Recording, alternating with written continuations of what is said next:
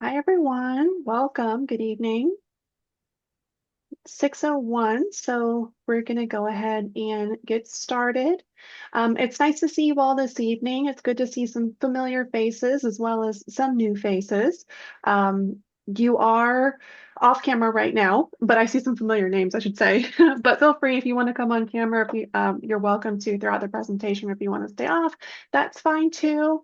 We're going to be going over some of the things for you to expect at the Advocacy Days 101 conference. And my name is Caitlin Jordan. I'm the Director of Member Programs here at FNA, and I have the privilege to be one of the individuals who helps coordinate all of this and helps bring this experience for nurses. So I'm really happy to be here tonight. I'm also joined by my boss, our Executive Director, Willa Hill. Fuller, and she's going to be talking to you a little bit later about some of our legislative priorities that we're going to be addressing when we get up to the Capitol. So let's hop right into it. A couple housekeeping items. We are recording for this evening, and we are going to send that recording out to everybody who registered. If you have any questions, feel free to put those in the chat. We will have time at the end for questions, so you can put them in the chat, or if that time, if you want to come off mic and ask your questions, we can do that as well. We do have our group leader meeting at the end of tonight's presentation. So if you signed up to be a group leader, or if you're interested in volunteering after hearing tonight's presentation, please feel free to stay on with us. We're going to have a pretty short meeting just to go over a few things, let those volunteers ask any questions that they have, anything they want to get clarification on. So we are going to do that when we finish tonight. And I did send out an email a couple weeks ago to the people I had so far who had volunteered, letting them know. So let's get into it. First of all, we just want to say thank you so much for being here tonight and your busy Thursday evening. It's a beautiful night, beautiful weather. We really appreciate you being here. Your voice truly matters. So if you are signed up to come to Advocacy Days, thank you. We appreciate that. Your presence really helps shape policy and helps us have an influence when we go up to the Capitol. So we appreciate you taking your time. We know that everyone, is very busy, so we're glad that you're here to learn. We also want to say thank you to our partners and sponsors. We have several nursing organizations that have joined us in partnering for this event, and a couple of them have come several years, and we have a new group joining us as well. We have the Florida Center for Nursing, the Florida Nurse Practitioner Network, and the Florida Organization of Nurse Leaders.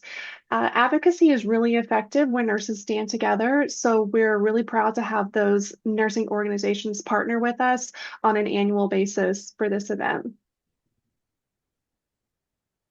So we're going to start out by doing a really quick poll. We just want to gauge to see who's on tonight. So you should see a pop-up come up asking you, first of all, is this your first time attending Advocacy Days? Assuming that you're coming, we hope you are.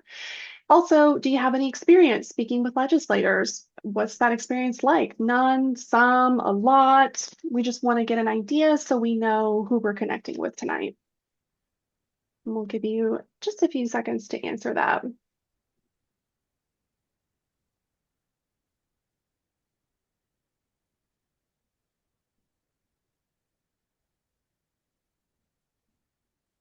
Okay, perfect. So I'm going to share our results. So it looks like for a lot of you, this is your first time attending Advocacy Days. So that's fantastic. We are really glad that you're here tonight to learn a little bit more about it.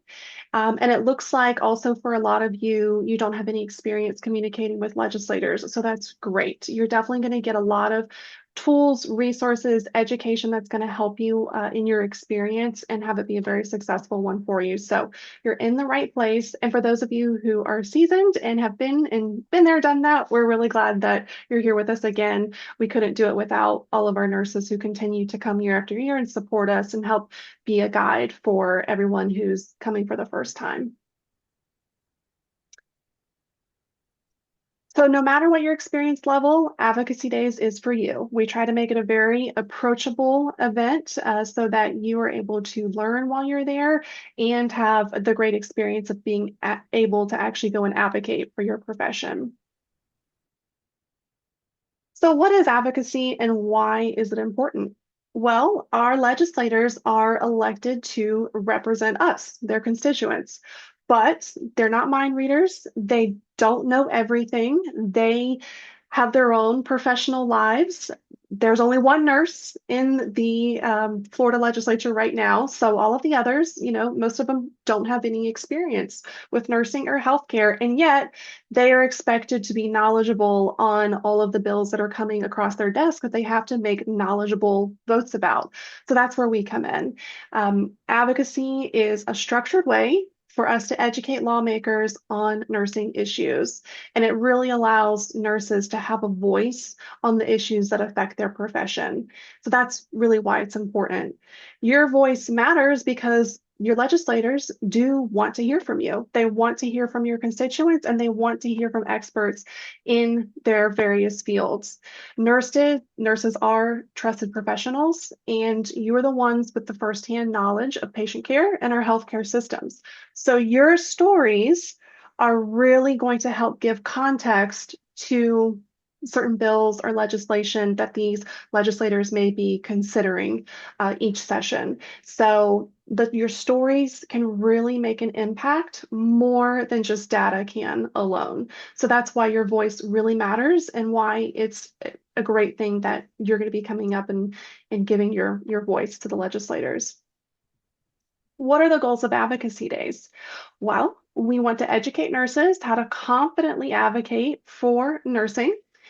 We want to equip everyone who comes up with the tools to influence the legislative session. And we want to connect our nurses directly with legislators to help elevate that nursing voice. So those are our main goals for Advocacy Days.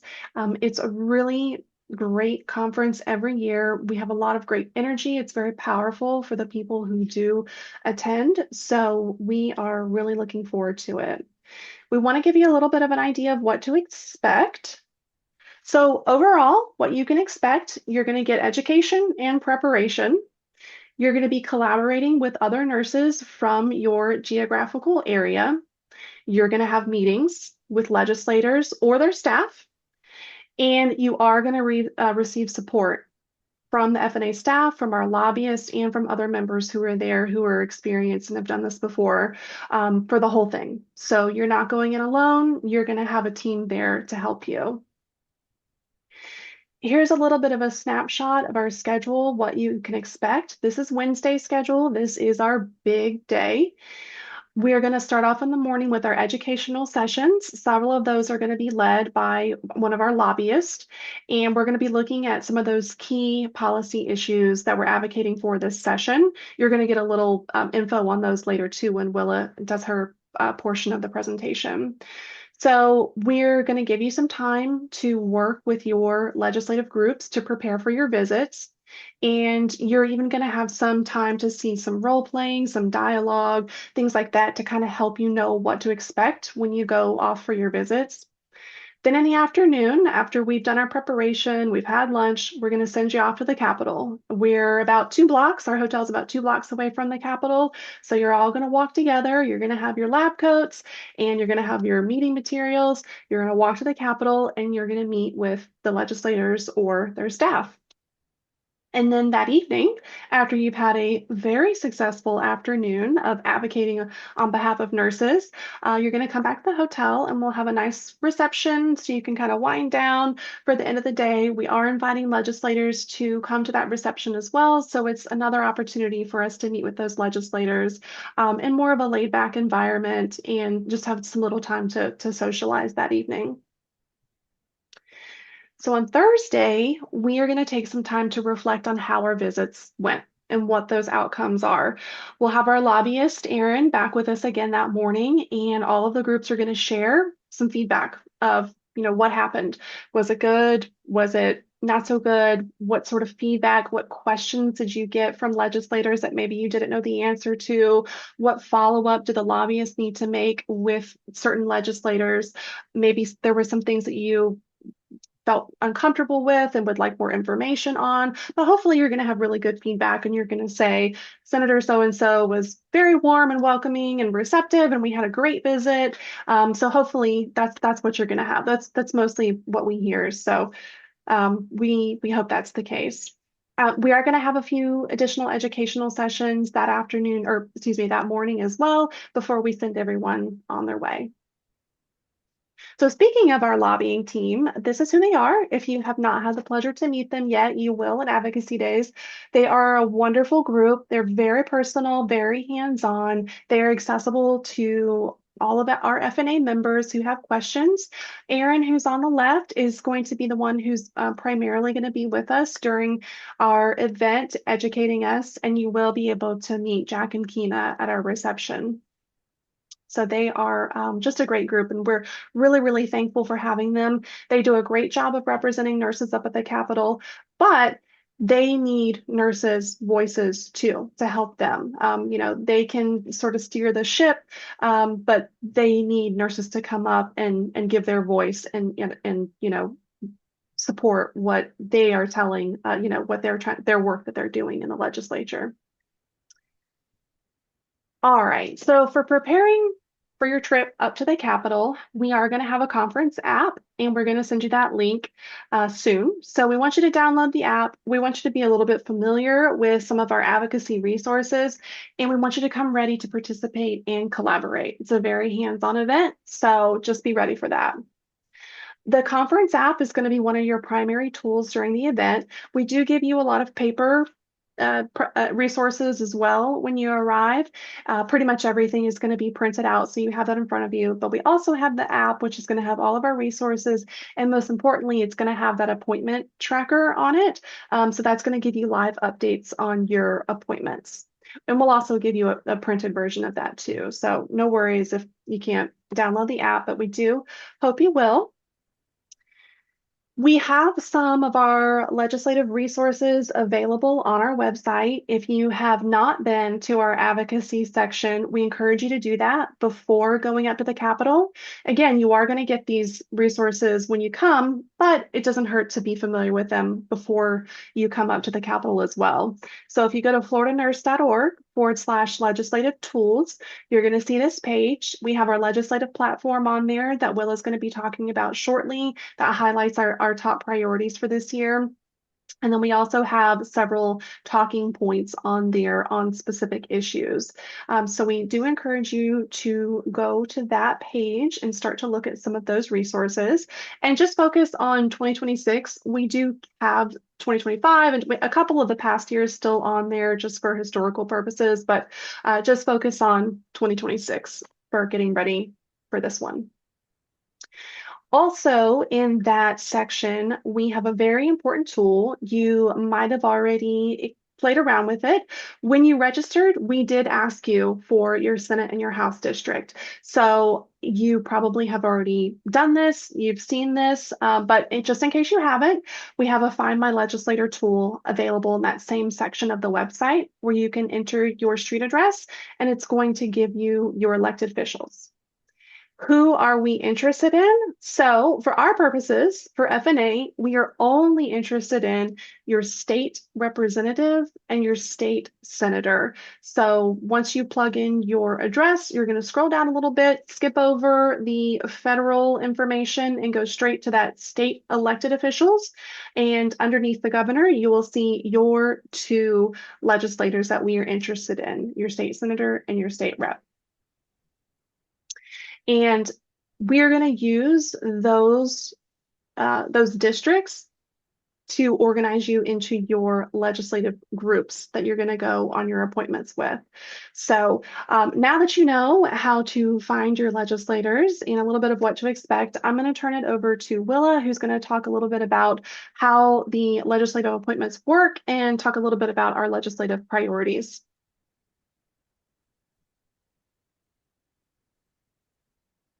Okay, I'm pressing there it is. Okay, now it's going too fast. So each year we do this, we assign the participants to their legislators because, as Caitlin said, we're only interested in the ones from the state, and we're also only interested for you in the ones that represent you.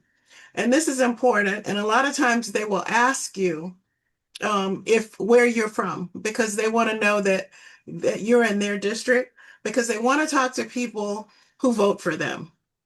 And so just don't be concerned if you might not end up in a different group because sometimes for different reasons we pair people, in a different group and they can just kind of go and observe. Um, or, some kerfluffle happens where, but we want to make sure that you are assigned. So we're going to assign you to go with someone. And you still can go, you can still ask questions, you can do all of those things. But for the most part, we're going to assign you where you reside or where your legislators are. And so we try to see you with your group throughout the conference. Um, and, if you come with friends, just try to get used to you're going to be meeting some new people and networking with some new people. And each group will have a volunteer leader, and the volunteer leader is someone who's been through this before and they know, what it's like, and they can help you feel more steady and not worry too much about where you're going or what's going to happen. And so we actually schedule the appointments for you, and that's going on right now. And so when you get there, you will know where to go. There's a tracking sheet provided, and there will be a physical and a digital copy in the app. And then legislative packets will be provided for you to give your legislator. And you'll also get that same packet with the information in it. And I think in here we'll go over. And let me just tell you real quick, it has the FNA information. It has the talking points. So you'll know how to talk about the different issues that we're going to be going to that have already gone to the legislator with. And so you need to familiarize yourself with those talking points. And that will also happen during the sessions in the morning before you go. So we'll be discussing those. There'll be some role play that will also help you to learn how to speak to the legislators, what to say, what not to say. So your group will get together and review the people you're meeting with and decide who's going to be the one to speak. And as I said before, the constituents of that area are preferred to speak. Um, we're going to plan key messages using FNA materials. So hopefully during the session, you'll get to feel comfortable with whatever the information is. So no matter what question they ask you, you'll be able to answer it. And if you don't feel comfortable talking or, there's no obligation to speak, you can kind of stand in the back and observe. And then maybe at the next one, you'll feel comfortable speaking. So just play it by ear. There should be no stress involved. And you will enjoy learning and participating in this process. And so, what should you wear? Wear a professional outfit. We provide white lab coats with the FNA logo on them, which you can borrow for free. And at the end, you can purchase if you want, or you can wear your own lab coat. Some people work in an environment where they want to highlight where they're from. So you are able to do that. We prefer you wear the FNA lab coat so that they know you're with us because it just sort of signifies unity.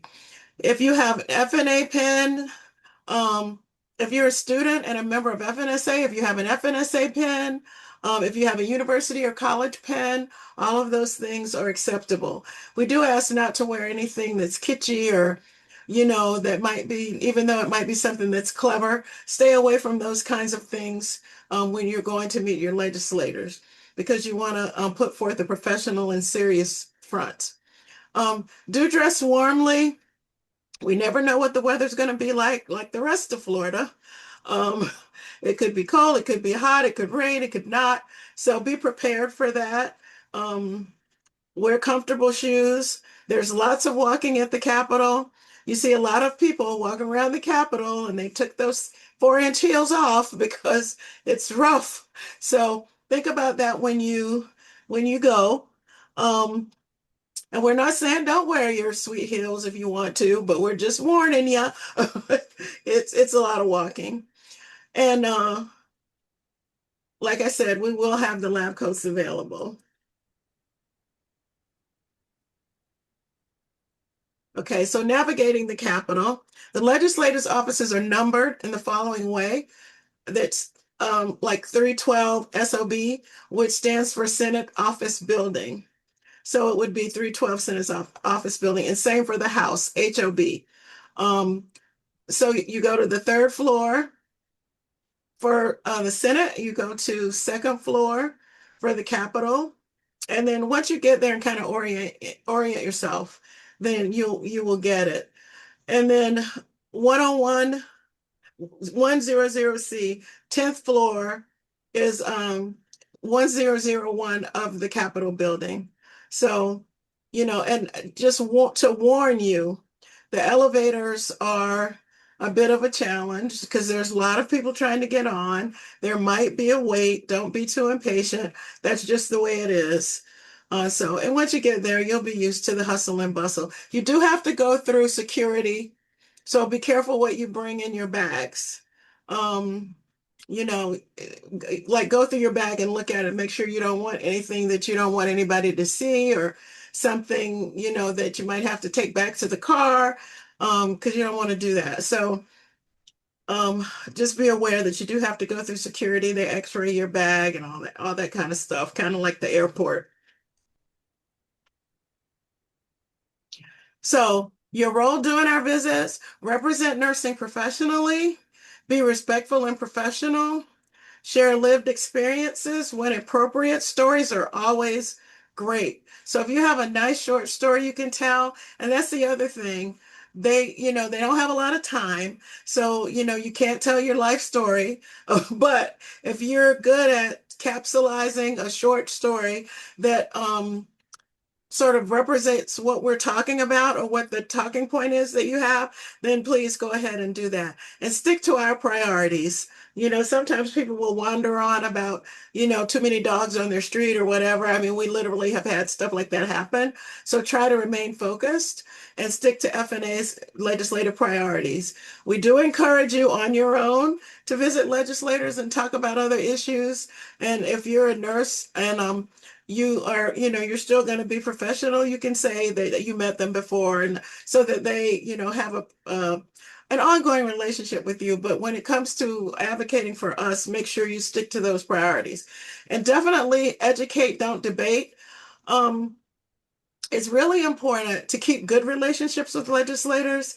Some of them have long memories, and some of them um, can be negative toward your issues if you have inflamed them.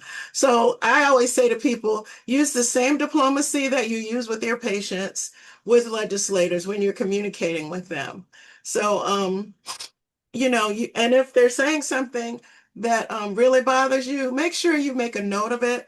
And we do like a debrief after, and you come back and you share that with us. We can share it with our lobbyists, and sometimes our lobbyists can go back and follow up and kind of clarify.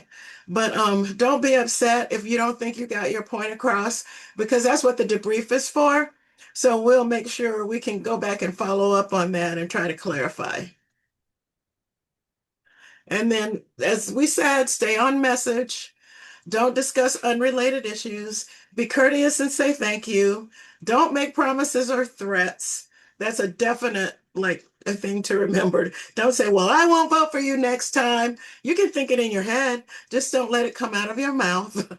um, Offer FNA as a resource.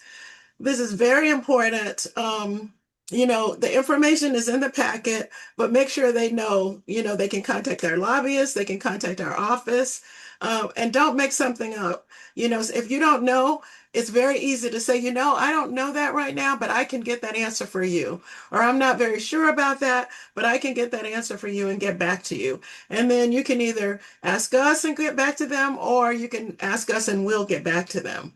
But don't ever feel bad because you don't know the answer to something, because we can help you. And what should I talk about? Stick to our platform. and it's here. And as much as you can, stick to the priority bills that we have, and you'll be briefed about that in the sessions. And so if they ask you about something else and you happen to be able to have the answer because it's on our platform, whatever, you can answer. But we try to stick to those things that we're trying to get past right now. And then if they give you the opportunity, you can educate lawmakers about the nursing profession and bills affecting nurses and patients. For example, if they ask you about the nursing shortage, say from your experience what you know about the nursing shortage and link it to safety and quality care. And make it simple. And you might want to practice your elevator speech. Like that you should have like a really quick short speech about some of these issues. So if they say something to you, you'll be able to come up with it quick and fast and get everything in one quick little sentence. And so that's something you can practice. And then during your visit, as we say, keep it simple. Give a general overview of FNA priorities. You can't discuss every topic. Don't try and do that. Try and attack the things that we're working on right now. We keep that information on the priorities just so they know these are things that are important to us. But for right now, we're discussing the issues that we have in the legislature, in the on the floor right now. And so leave the packets of material with the legislators and their staff. And that's the other thing. If you don't get to see the actual legislator and you get to see the staff, that's just as important. Sometimes it's more important because they do the research, they really find out what our issues are and they share it with the legislator. So don't feel like it's a second class visit if you're talking with the aide. That's just as important. And a lot of times those aides become legislators. So you're making connections um, all the way through. Nothing is a negative. And take notes so you can come back and share with us. As Caitlin said, more than likely you're going to come back and say, "Oh, we had a great visit. He was really wonderful." But every now and then you get a curmudgeon, and or they might be on the other side of our issue, and they don't necessarily want to even pretend that they're going to listen to you. And then you share that with us too, because we need to know that, but more than likely not. And then take pictures and don't be afraid to ask the legislator for a picture if they don't suggest it first, because they love to be in pictures and they love to be in pictures with nurses. So don't feel uncomfortable about that at all. And then after your visit, write a thank you note, email, and Caitlin's already showed you how to get onto our platform. You can email the legislators from right there. But if you're a handwritten note person, do that too. That never hurts because that means you made an extra effort to do that. Use feedback forms provided. And we have those. And then tell the lobbying team what your experiences were, good and bad, what questions you ask, and what follow-up is needed. So just be prepared to do all of that. And so here are legislative priorities. So protection from surgical smoke. We've done this. This is our third year, I believe. And it's a nationwide initiative. And if you don't know what surgical smoke is, if you've ever seen or heard of surgery where they use cautery or where they're burning to stop the bleeding, and they use a little pencil and zap that bleeding, well, a little plume of smoke has come up, and it's been determined through research that that plume is dangerous in the room. And that includes the nurses and the patients. And if you're a perioperative nurse who has that exposure every day, you can only imagine the damage that it can, that it can harm the nurse. And there are also nurses with respiratory issues, which means more harm. And, one of the sayings that we kind of have added to our menu of talking about this is that if a baby is born by C-section, this could be the first air that they inhale. And so, it's just important to really show that this issue is, and we have one of the issues we've had with it sometimes is even there have been surgeons or all who oppose the bill. So we've had difficulty passing it, and it's been slow across the country getting it passed.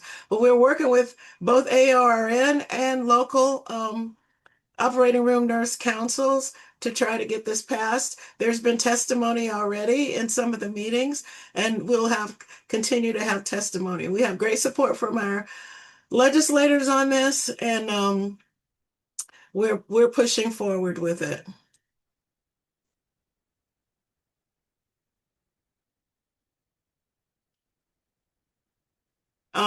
This is patient-directed medical orders, and this establishes definitions and procedures for patient-directed medical orders using telehealth, allows APRNs, PAs, and physicians to withhold or withdraw life-prolonging procedures for certain conditions, and directs ACA to maintain an electronic database of these orders.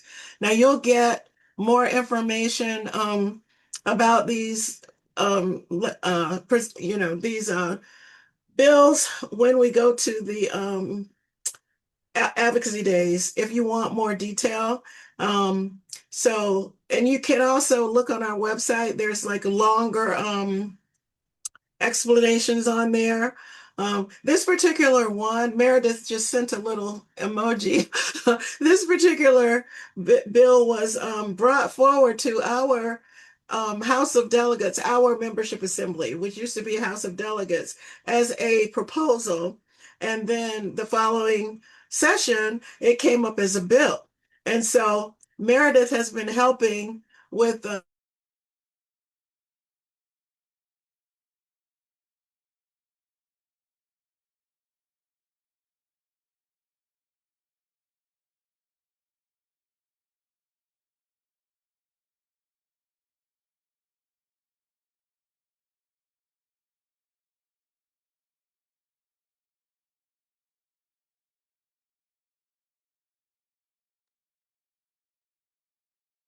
Well, it looks like Willa has frozen. We've lost her for a second. I was trying to give her a minute to come back. I know she'll come back. But what she was saying is that Meredith has been instrumental in pushing this forward in the legislature. And she's going to be at Advocacy Days. Hi, Meredith. I see you there. And she's going to help in some of the role-playing demonstrations too for this particular bill.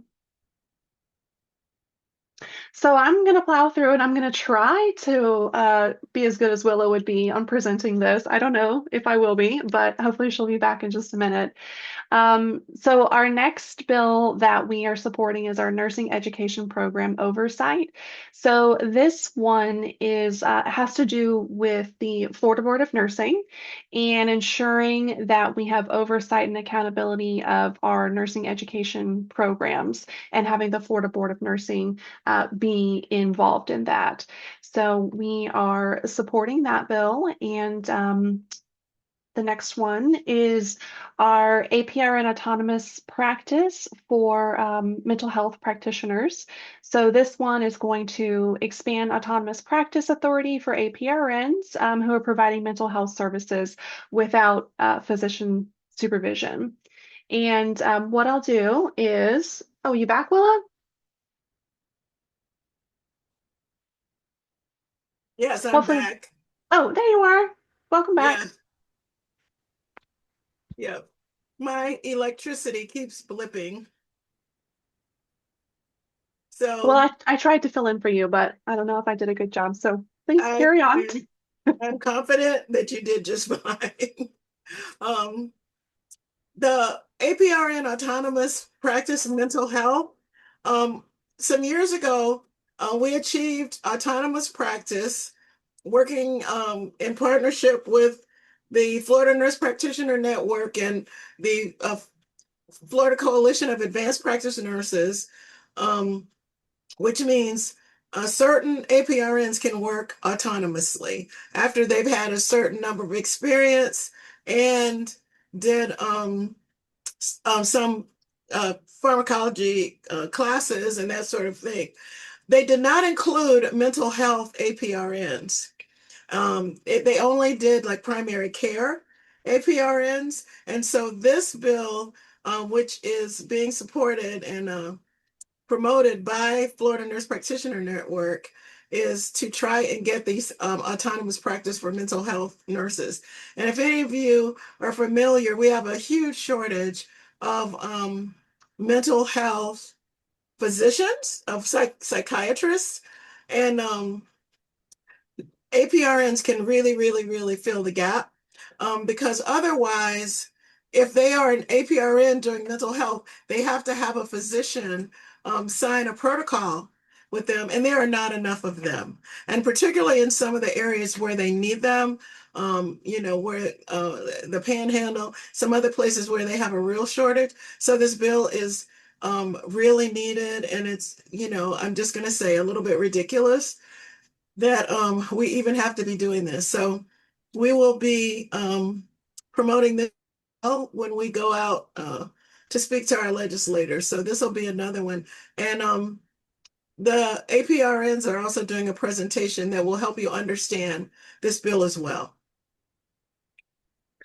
So Willa, Okay, I just hit on the nursing education one briefly. I don't know if you wanted to talk a little bit more about it with your insight. okay. Um, this bill comes because in 2009 they took oversight over nursing education programs from the Florida Board of Nursing and moved it to the Department of Education and the Commission on Independent Education. Since that time, many of you are aware that the NCLEX rates in Florida have plummeted. And so we have been last in NCLEX rates, or next to last, for many, many years now. And not only is it an embarrassment, it's dangerous. And the other thing that it has done is open us up to fraud. And you might be familiar with Operation Nightingale, where they discovered schools that weren't just schools that were not of high quality, schools that were selling the transcripts and the seating passes for people to take the boards. And there were over 6,000 that this affected, and then about 2,000 actually passed the test.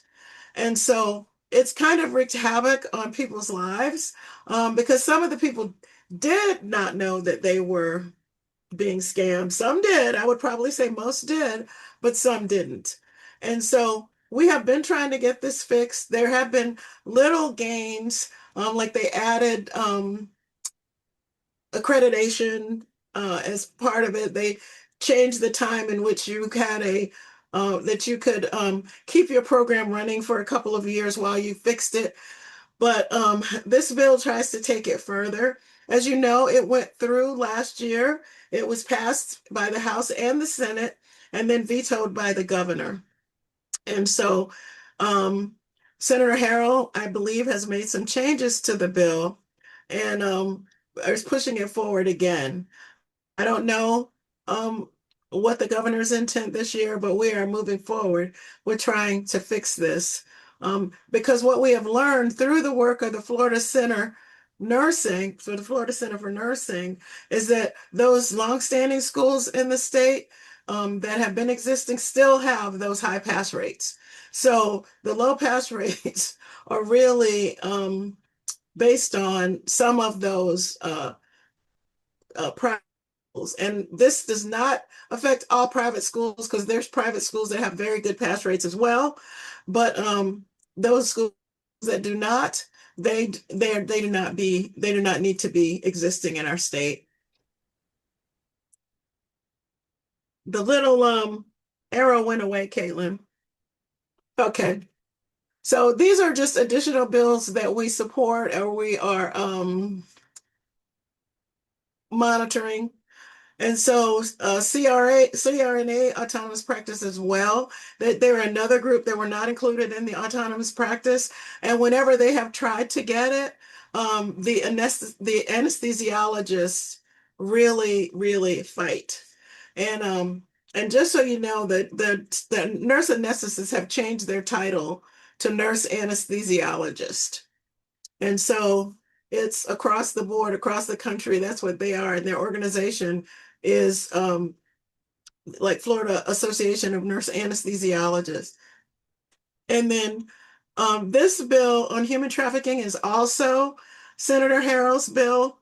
And because nurses have to get a 2 hour human trafficking course,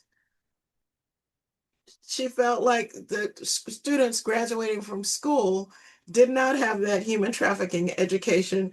So anyone that is in school at the present time, she wants to have a human trafficking course, and they want to include it in pre-licensure nursing education programs prior to graduation. So she is the one that filed the education bill and has asked for support for the human trafficking training for nursing students. So that's on our list. And then use of professional titles is a bill by Dr. Barbara Sharif, who is a nurse practitioner, and a member of FNA. And there are always attacks on professional nursing titles, like you're not allowed to call yourself doctor, or if you have to identify yourself as a nurse practitioner when you greet patients, because they contend that nurse practitioners are trying to be doctors or look like doctors, which they are not. But this would allow people to use their professional titles. And then community health worker services. It's a bill that authorizes Medicaid reimbursement for community health worker services. And ACA would have to do rulemaking for this to happen. If you're not familiar with community health workers, it's exactly what it says. It's people out in the community that go out and provide services in their community that people may not be able to get otherwise. And so Florida does have a community health worker program. And currently, they do not get reimbursement from Medicaid. So I'm not sure how successful this will be with all of the Medicaid cuts going on, but you do need to be aware of it. So we're just watching that so we know, kind of can see what's happening with it. And so there's another one on Medicaid reimbursement from private duty nursing. Um, there's a bill regarding home health services and nurse registries to enhance regulation of home health providers and nurse registries, including inspections, disclosure, and advertising standards. I think because registries were generally kind of not supervised, so I'm sure that's what this bill is trying to do. And then for Health and Human Services, they want to repeal certificate of need requirements, so that there's interstate licensure compacts, revising licensure eligibility and scope of practice provisions across multiple health professions. And we're just watching this one. Um, it authorizes expanded scope for physician's assistants, for autonomous APRNs, and dental hygienists, and clarifying supervision requirements and prescribing authority. So we're keeping an eye on that one. It's like kind of a big bill. And we don't expect you to talk about those bills. Um, you can read about them and educate yourself about them, but we don't expect you to go there and talk about those. We want to focus on our top priorities. And I just wanted to share with you, and I think today and yesterday, the governor has been making the rounds talking about what he's doing for nursing. And so I think part of it came from the fact that he vetoed that bill, and there's been a lot of articles in the paper in the past week and a half about that bill being vetoed and why. And so he's done this sort of on the road, um, how they've invested all this money in nursing education since 2022, which is true. They've given this money for line and pipeline programs um, in all of the colleges and universities to help the workforce growth statewide. Some to hire faculty. There's, different pots of money that the schools are able to access. And this he just did the same thing this year with more money. So expands access to high quality nursing education, supports faculty recruitment, and help to prepare nurses to meet Florida's needs. So we just want you to be aware of it, because we kind of do a thank you to the legislature. You can go in and say thank you for the nursing funding. Um, because the funding does come from the legislature. So we wanted you to be knowledgeable about that. And so that is the bulk of the presentation. Are there any questions? Anything you want us to follow up with you on? Anything we didn't cover that you have a question about? You can put it in the chat.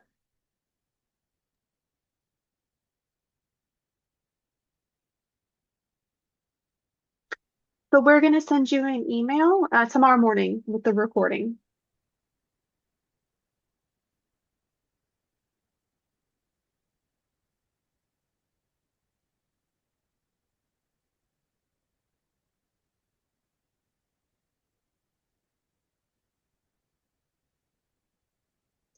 So Mackenzie asked, can you explain more how to handle Mhm. a situation when they ask you something not covered on the platform?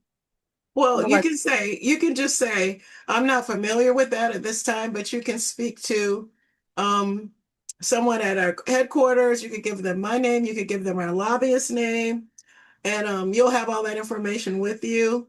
And then you can say, and they will get back to you, or I will get back to you. That's all.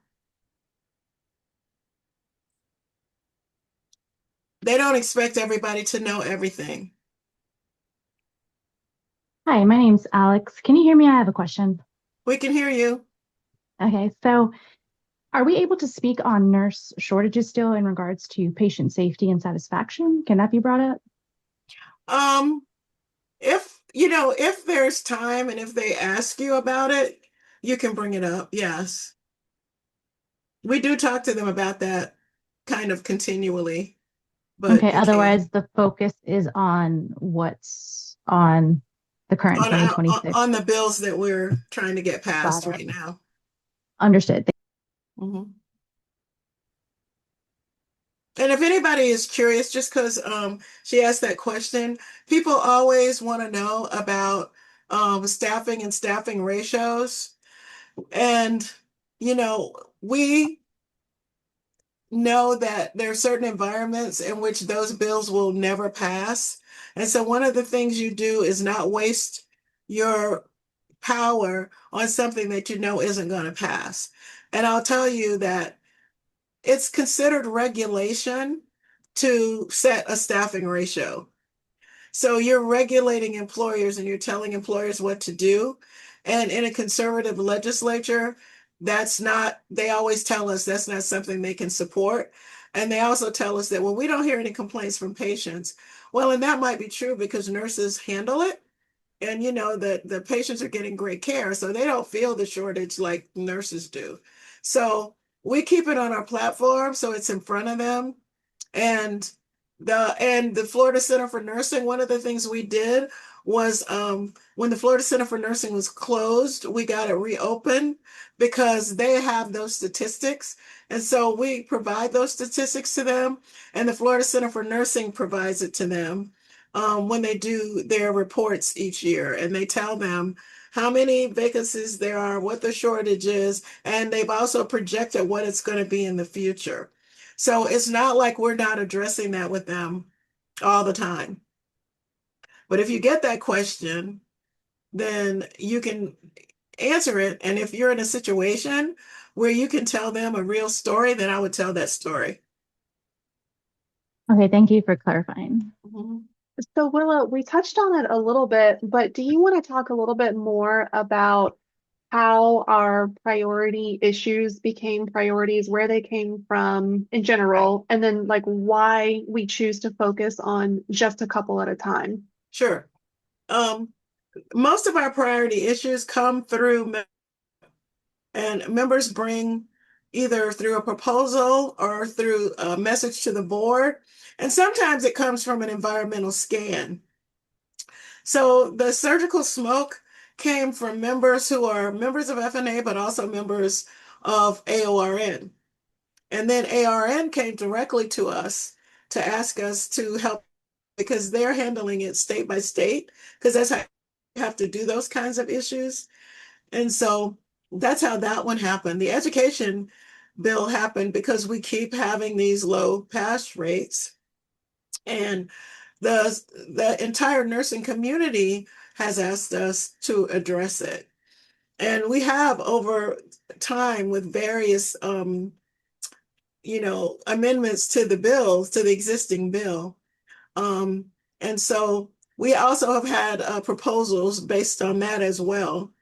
And we've had worked with another group called Quinn Council, which is made up of all the leaders of all of the nursing organizations is at state level in Florida, who also worked on a white paper, and also with the Action Coalition, which was interested in this issue. So all of these groups are together and coming up with an initiative. And one thing that's probably be interesting for you to know, only a couple of nursing groups, a few nursing groups have lobbyists that are in Tallahassee. And so it's hard to get something advanced if you don't have, you either have to have a great public groundswell about an issue, or you have a lobbyist who's in that system and knows how to work these bills. And so we have a lobbyist, FNPN has a lobbyist, the FLAMP has a lobbyist, and the nurse anesthetist group has a lobbyist, and the midwives have a lobbyist. And so we all tend to work together through the Advanced Practice Coalition. Where us and the nurse anesthetists are the longest standing group with lobbyists. And so people will often come to us with the questions or with the proposals, or, just because we have the longevity and experience. And so there's multiple ways that bills can come to us, but that's kind of in general how they happen. And there's a difference between state and federal. We let ANA handle the federal issues, and we support in however we can. And then we do the state. Crystal. Hi, thank you guys so much, Caitlin and Willa, for having this for us. You mentioned about sending thank yous and emailing our legislation. Would you recommend that maybe we send a quick email just to let them know we're coming to Advocacy Days? We're looking forward to seeing them, or is that too much? Absolutely. Absolutely. Okay. And mentioning any of the items that you guys said, or don't even worry about going about there. Just saying we're coming and we're looking forward to talking about some No, you can FNA. familiarize them with it. You can say, you may not want to do them all, but pick the one that you're supporting the most. And, you know, and if you want, you could send them I don't think we've finished all the talking points yet. They're done. We just have to update them. Just a couple more to go, but the Yeah. main ones are up there. Yeah. Okay. Yeah. And it's good. And Crystal brings up a good point. It is great to have connections with your legislators beyond advocacy days. So our lobbyists always say it's 365 days a year, right? So we want to make those connections early and continue them afterwards too. So thank you for asking that. Yeah, they always say they like to go in the office and they go, "Oh yeah, I just talked to Crystal." So, so yeah, feel free. Even if you just introduce yourself is fine. If you just kind of offer yourself as a resource and say, if you have any questions, then please, feel free to email me or call me or whatever.